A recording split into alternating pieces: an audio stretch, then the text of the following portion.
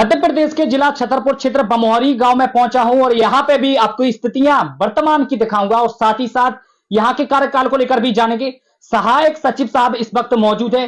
तमाम व्यवस्था को लेकर जोर दिया जाता है और जो झारखंड की स्थिति को सुधारने के लिए लगातार प्रयास भी किए जाते हैं। चाम गांव की बात करेंगे, बिजली, सड़क, स्वास्थ्य, शिक्षा, क्या कुछ हाल है, तमाम मुद्दों पर जानेंगे। किस तरह कितनी व्यवस्था प्राथमिकता के आधार पर कितना क्या कुछ काम यहां पर किया गया है वो भी जानेंगे। जब यहाँ पे पहुंचे तो हमने सरपंच जी से संपर्क करने की कोशिश की, लेकिन संपर्क बातचीत उनसे फोन के माध्यम से हुई, लेकिन अभी वो फिलहाल बाहर होने के कारण उनसे जो बात नहीं हो पाई है। सचिव साहब है जो कि जिम्मेदारियां बखूबी अपनी रखते हुए दिखे जा रहे हैं, उन्हीं से जानेंगे कि क्या कुछ बदलाव अभी 3 साल के कार्यकाल में हुआ है। भाई साहब स्वागत है आपका। आप सभी का इस ग्राम पंचायत में, हमारी ग्राम पंचायत परिवार की ओर से बहुत बहुत स्वागत, धन्यवाद कि आप लोग यहाँ पधारे और हमें मौका दिया एक अच्छे प्लेटफॉर्म पे जाने का। बाकी हम बात करेंगे गांव में है विकास को लेकर सभी लोग हैं जितने भी जनप्रतिनिधि प्रयास करते हैं। अभी वर्तमान में 3 साल के कार्यकाल में क्या क्या बदलाव हुआ है, जो एक प्राथमिकताएं होती हैं कि गांव में अच्छी सड़कें हों? हमारे यहाँ मुख्य रूप से जनसंख्या के हिसाब से देखा जाए तो 5000 की पॉपुलेशन है इस ग्राम पंचायत में। बाकी क्या है कि आसपास 18 ग्राम पंचायतों का ये मुख्य बिंदु है। जी। तो विकास के हिसाब से और ग्राम पंचायत में जो हमारी पंच परमेश्वर योजना के अंतर्गत धनराशि आती है वो हम लोग उतना पर्याप्त नहीं आती, क्योंकि सरकार ने 2 मद कर दिए हैं, एक टाइड के माध्यम से, एक अनटाइड के माध्यम से। तो टाइड मदों से हम केवल जल एवं स्वच्छता के माध्यम कार्य कर पाते हैं और अनटाइड में ये अधोसंरचना के जितने भी कार्य होते हैं, सीसी रोड वगैरह है या चबूतरा निर्माण है या किसी पुरानी बिल्डिंग का जीर्णोद्धार है या हमारी स्टेशनरी हो गई या पंचायत व्यय के जितने भी खर्चे होते हैं वो अनटाइड मद से लिए जाते हैं। तो चूंकि हमारे यहाँ साल भर में 10 से 12 लाख रुपए करीबन सरकार की तरफ से हम लोग को विकास कार्य के लिए दिए जाते हैं, तो ये आधे आधे डिवाइड हो जाते हैं 6-6 लाख करके।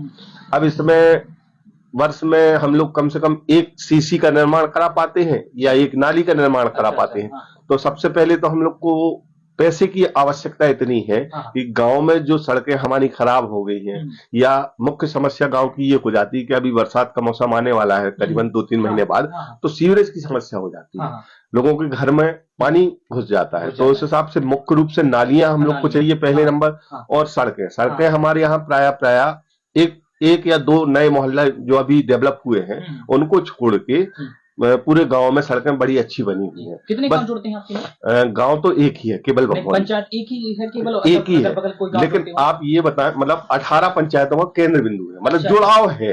यहाँ 18 पंचायत के लोग परमानेंट सुबह से शाम आते हैं, निवास करते हैं। हाँ, उन्हीं के कारण हमारे यहाँ का पूरा मार्केट चलता है जी। अच्छा, बाकी जैसे आपने बताया कि जब बरसात का समय आता है तो भारी समस्या लोगों के तो घरों के अंदर पहुंचा, तो क्या कुछ व्यवस्था उस समय, क्या तरीका आप लोग अपनाते हैं और किस तरह जो समस्या जो होती है उस समय चुनौतियां भारी होती है, किस तरह आप लोग निपटारे के लिए तैयार खड़े रहते हैं? पहले तो ऐसा है कि हम लोग चिन्हांकन करते हैं कि किस जगह पर नाली की आवश्यकता है। पिछली बार आप यहाँ हमारे घर पे जैसे आए होंगे अंदर साइड, तो जिस रूट से आप सीधे जाने वाले थे उस रूट में पानी भर जाता है, क्या खेत जुड़े हुए हैं, तो खेतों का पानी सीधा गांव में घुस जाता है। तो वहां पे हम लोगों ने एक नाली बना दी है।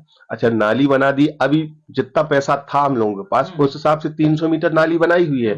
अब हम लोगों का विजन ये है कि आगे उस नाली को और डेवलप करें, मतलब उस पानी को और आगे ले जाए, क्योंकि गांव का पानी अगर गांव में रहेगा तो फिर भाई आज इस घर में समस्या आ रही है, अब 200 मीटर बाद दूर वाले घर में आएगी। तो हम लोगों का विजन ये है कि दोनों साइड रोड की नालियां हो जाए व्यवस्थित और पानी की व्यवस्थित निकासी हो जाए। पीने के लिए क्या व्यवस्था है? पानी पीने के लिए, पीने के लिए नल जल से गांव जुड़ा हुआ है और ये जल निगम की जो योजना है, तो हमारे गांव के आउटसाइड में एक टंकी बनी हुई है, उससे पानी आता है। और आप अभी गांव से आए होंगे तो नीली वाली एक सटक डली हुई है। क्या कि हमने कई जगह देखा है कि काम तो चल रहा है लगातार, सालों निकल चुके, 2-3 साल हो चुके, लेकिन अभी तक काम शुरू नहीं हुआ है, तो ऐसे कई भी नजारे देख लीजिए। हमारे यहाँ 1 नंबर और 2 नंबर वार्ड में ये समस्या है पानी की, बाकी पूरे गांव में पानी व्यवस्थित आ रहा है। कैसे फिर वहां तक? वहां पे क्या है, लाइन नहीं डली हुई है, तो हम लोगों ने अभी प्रयास करके लाइन डलवाई है। नल कनेक्शन के माध्यम से पहुंचता होगा? नहीं, हेड पंप नहीं है हमारे यहाँ। पहले एक गाँव की टंकी भी थी जो ग्राम पंचायत संचालित करती थी, उस माध्यम से हम लोग नल देते थे।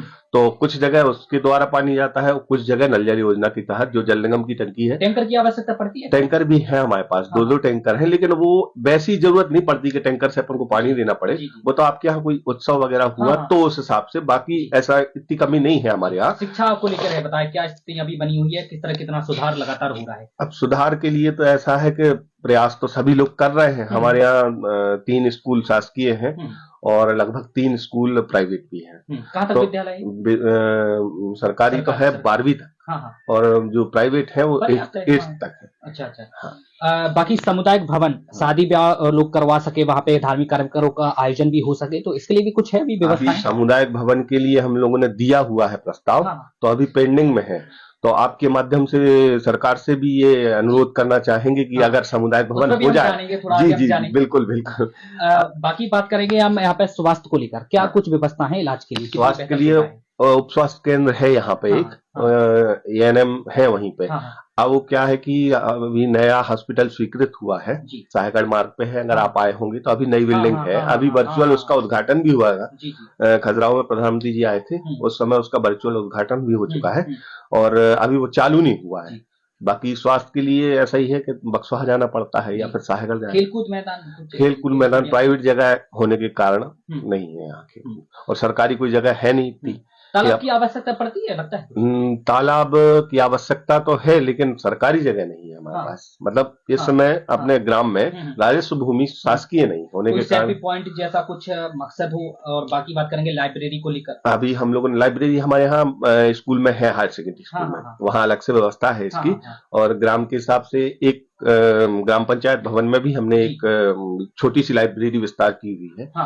और सेल्फी पॉइंट के लिए हम लोगों ने सोचा है, अभी आप स्टैंड से आए होंगे तो हम लोगों ने एक सामुदायिक स्वच्छता परिसर बनाया है।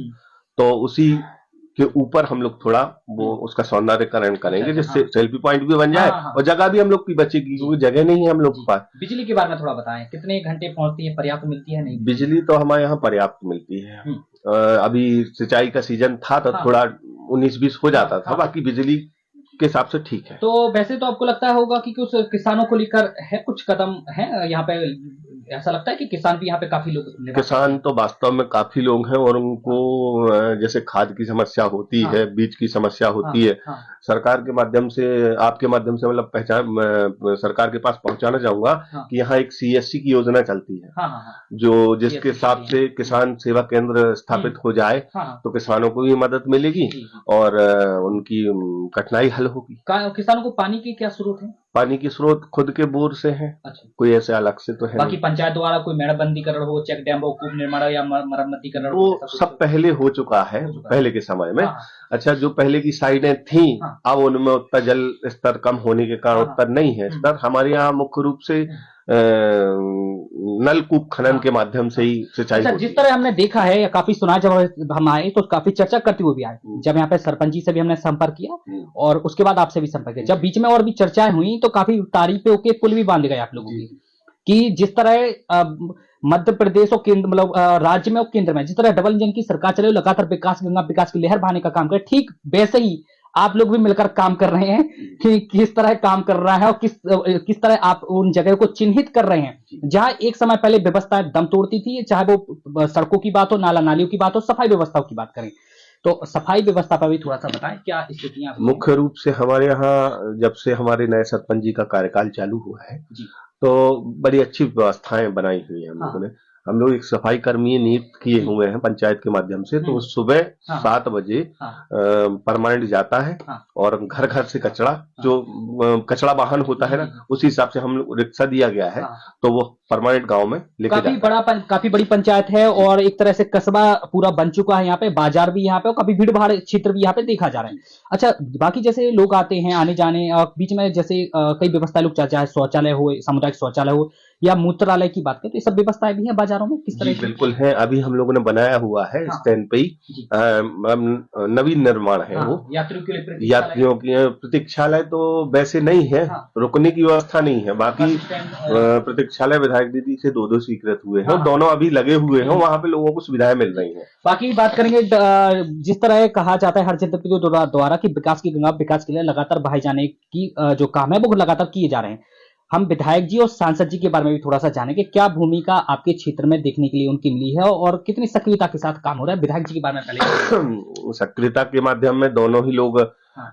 का क्षेत्र से लगातार जुड़ाव रहता है। हाँ। जैसे कल ही सांसद जी हमारे यहाँ आए थे यहीं बमोरी में, जी। और ऐसे ही 15 दिन या 1 महीने के अल्टरनेटिव मामले से एक न एक विधायक जी या सांसद जी की मौजूदगी हमारे क्षेत्र में रहती है। अच्छा। और लोगों का जुड़ाव भी है क्षेत्र से। आपकी मुलाकात होती है? जी, मेरी भी मुलाकात हुई। क्या नाम है विधायक जी का? विधायक जी का नाम है सुश्री राम सिंह भारती जी। और सांसद जी श्री राहुल सिंह जी। अच्छा अच्छा। बाकी क्या लगता है कि जिस तरह कहते हैं वो करते हैं, और आने वाले समय में जो एक जनप्रतिनिधि की मंशा होती है, एक प्राथमिकताएं होती है कि गांव में कुछ अलग ही करके दिखाएं, तो क्या लगता है आने वाले समय में 2 साल 1.5 से 2 साल का समय और अभी है, और बाकी फिर आने वाला समय हो सकता है कि और भी रहे जैसा भाई साहब, मैं आपको बताऊं कि हर व्यक्ति की मंशा पूरी करना, हाँ। ये तो संभव नहीं है, लेकिन हम तो विकास के माध्यम से दोनों लोग बहुत ही अच्छे हैं, बहुत ही अच्छा कार्य कर रहे हैं। सामूहिक तौर पे बिल्कुल बहुत अच्छा कार्य कर रहे हैं, और दोनों लोगों का समय समय पे जब भी जो भी सहयोग मिलता है, जैसे अभी सामुदायिक भवन की बात आपने की थी, तो दोनों लोगों ने अपने तरफ से चिट्ठी लिखी है कि वास्तव में इस ग्राम में सामुदायिक भवन होना चाहिए। माननीय सांसद जी, माननीय विधायिका जी ने दोनों ने अपने लेटर हेड पे लिख के दिया हुआ है, और भोपाल को अग्रेसित किया हुआ है, इस ग्राम को मिलना चाहिए।